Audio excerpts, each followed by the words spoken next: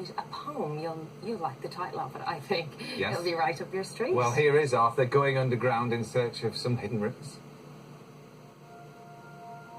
If you walk the streets of London for long enough, you begin to see them. Small clues to a time when this was a more watery place. Hundreds of years ago, there were 20 smaller rivers that fed into the Thames. Today, they've all but disappeared, and they are known as the Lost Rivers of London. I'm here to find out why these rivers disappeared and how they inspired a marvellous poem called Rising Damp. At our feet they lie low, the little fervent underground rivers of London.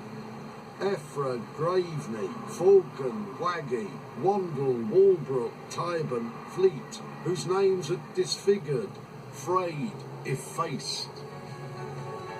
My first stop is the Coach and Horses in Clerkenwell, where I'm meeting Paul Tally, a connoisseur of these lost waterways. Why have we brought me here then, Paul? Are we going for a pint? We're not having a pint today, Arthur. We're going to have a listen to this drain here in the middle of the road in Clerkenwell. And tell me what you can hear. Well, yeah, I can hear the loud sound of flowing water. Oh, it smells a bit as well. What's this then? What that is the River Fleet. That flows from the heights of Hampstead Heath down to the Thames at Blackfriars Bridge. So there were lots of rivers around London then? There were many rivers all over London, different parts such as Bermondsey, Camden Town, Bayswater, everywhere had a river. They were used for drinking originally, supplying cattle with water.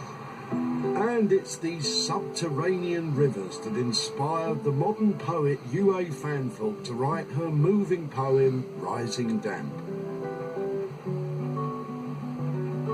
These were the currents that chiselled the city, that washed the clothes and turned the mills, where children drank and salmon swam and wells were holy.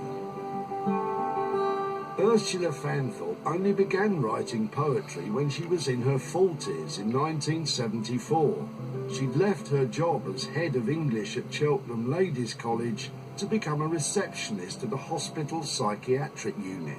She felt a deep sympathy with the patients in the unit, a sympathy which released a well of poetry within her. One of the things that interested her most was the way the past is written into the landscape of today. But why did these rivers of London disappear?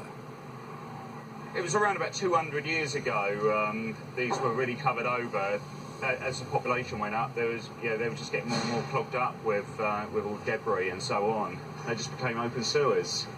The solution was building London's Victorian sewage tunnels and diverting the rivers into them. This is what I call a pair of waders, blimey. I've been given an opportunity to explore the remains of the River Fleet with engineering team leader Nick Fox. What, put on some suspenders? Well, what do you do at weekends?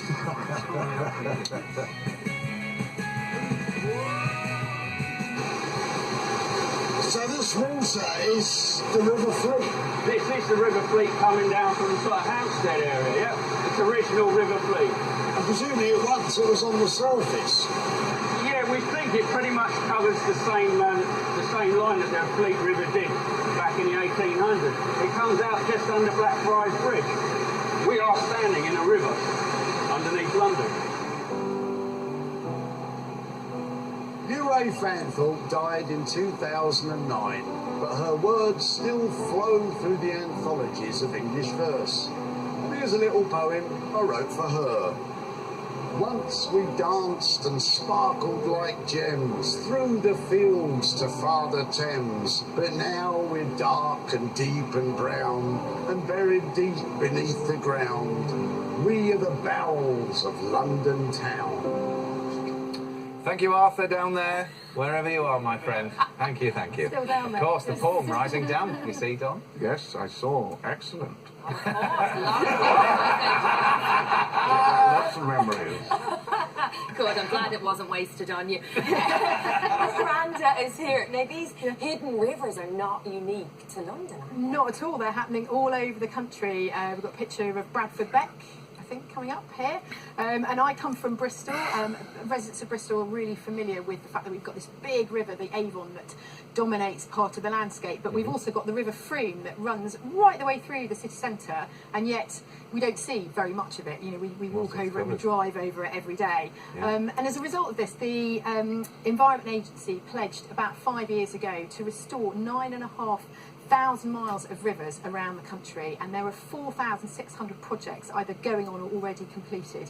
So there's an awful lot happening with our rivers. Yeah, well, let's have a word on Rochdale, because the River Roch, we have a picture from over 100 years ago, so this is what it used That's to look right, like. this is what it used to look like, and the river was really important as a transport system. They transported wool from Yorkshire to the mills in Rochdale, and then the tramways came along and they decided to cover over the river to make way for this new form of transport. Now the river is being uncovered again. There's a big restoration project that's just been finished. Here's some of the footage of that. It's been a real success because during the Boxing Day floods in 2015, the floodwaters didn't get up as far as the town hall, so that was hailed as a big success of this particular project. There's one also in the pipeline up in Sheffield, the River Shafe. This is mostly hidden in tunnels underneath the city, and it was covered over during the building of the railways. And there's a section of the storm drain that's now called the Megatron, and this is being used by daredevil wakeboarders. I think we've got some footage of these guys actually look at that. wakeboarding through the storm drains. These chaps are called Josh Tomlinson and Brad Beach. Better give them a bit of a name check there. I must just say, I don't think it's open to wakeboarding. I think they're just showing it off, aren't they? As General opposed public yeah. access. It looks But it very looks nice. like a lot of fun, doesn't it? And does So, this yeah. tend to, Miranda, be more in urban spaces? Not at all. No, these projects are going right the way around the country. So there's one up in the Lake District. There's a river up there called Swindale Beck. And a couple of 100 years ago, they straightened the river, you can see on the picture here, to make room for basically more farmland. But they realised that during the course of doing that, they increased the river flow, and the fish couldn't breed, couldn't spawn in that river because the river water was flowing too fast. So the Environment Agency and Natural England and the RSPB got together, and they've put the natural bends back in the river now. It looks much, much better like that. And we just heard this week that salmon have been spotted in the river, they've been spawning in the river. Those eggs should hatch out in the springtime, so it's all back to how it should be, really. And obviously back in the urban areas, then it's going to increase an enormous amount of wildlife and bring that into the cities, isn't it? Absolutely, yes, and the rivers are getting cleaner, bringing more species back, and then so if you've got fish breeding in the river, you've got the things that eat the fish, so the bird life is coming back in. We've even had otters spotted in Bristol as well, so these projects are, really great for the wildlife. That was right actually in the city proposed centre. park So in that was the one in Sheffield, yeah. yes, yeah. Lovely. Good stuff. Well, thank you very much indeed. much. Lovely Yeah. stuff. Now, of course, we have always been known